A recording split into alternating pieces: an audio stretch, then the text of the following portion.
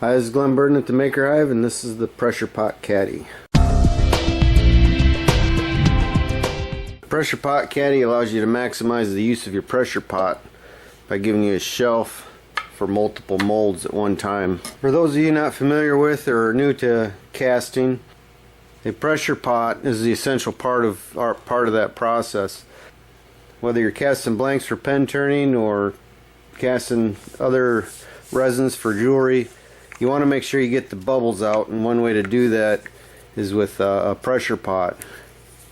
And this is a blank that was filled with resin and put into the pressure pot to make sure there was no bubbles in it when I turn this into a vase, or this will actually be a salt grinder. For casting pen blanks, and especially with the clear, you want to make sure there's no air bubbles left in there, so you don't ruin the blank and waste a lot of resin. And one way to do that is with a pressure pot. You pour your mold, you put your mold inside the pot, you put it under pressure until it cures. That pushes the air out of the resin, and in most cases it shrinks the bubbles so small you can't see them. And traditionally, when you load your pressure pot, you have to kind of balance your mold, keep the resin from spilling out, and try and get it down in there onto your flat bottom. What the PressurePot Caddy does for you is allows you to not only just do one mold, but I could fill 2 molds and lower it down into the pressure pot. And when your lid goes on, just make sure whatever you're using for your air inlet doesn't hit the top of your PressurePot Caddy, and you can close her up and put it under pressure. Now, the original PressurePot Caddy comes with one shelf. You can lower it down for a taller mold.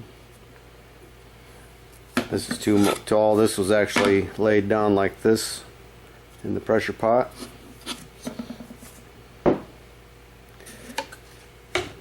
And the version 2 gives you an extra shelf, so you got 3 tiers now that you can put your molds on.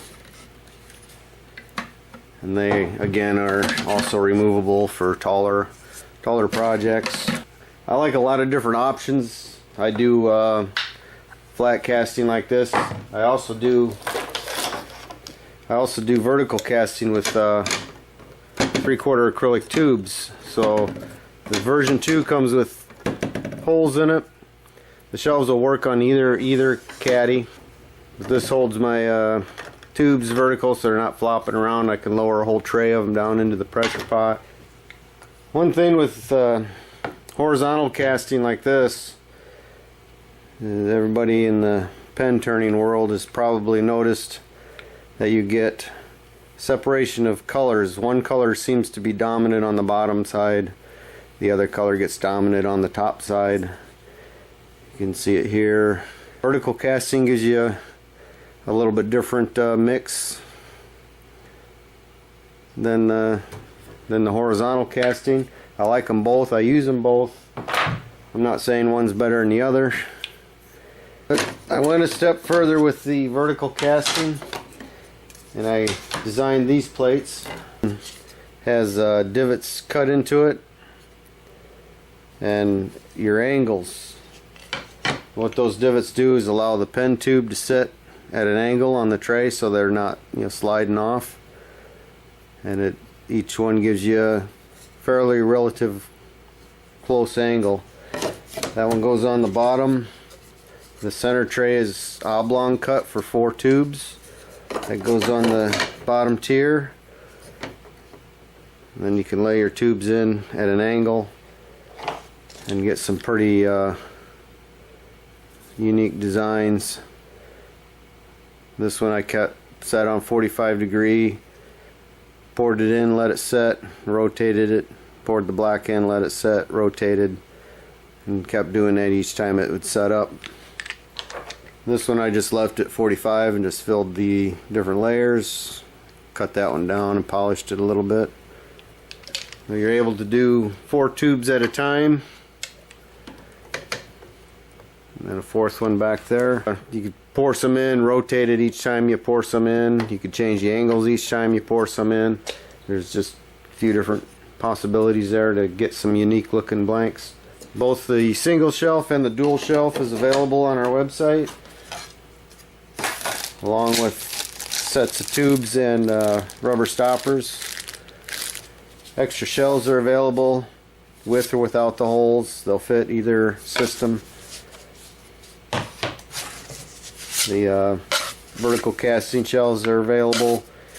Now these will also work in the version 1. However, because of the center tier being higher than this one, your angles will be off. But you can still do some neat, nifty angles. 30 becomes about a 45-degree angle. There's a link in the description below for the assembly video. Version 2 assembles the same way. I'll leave links below for everything you see here. Thanks.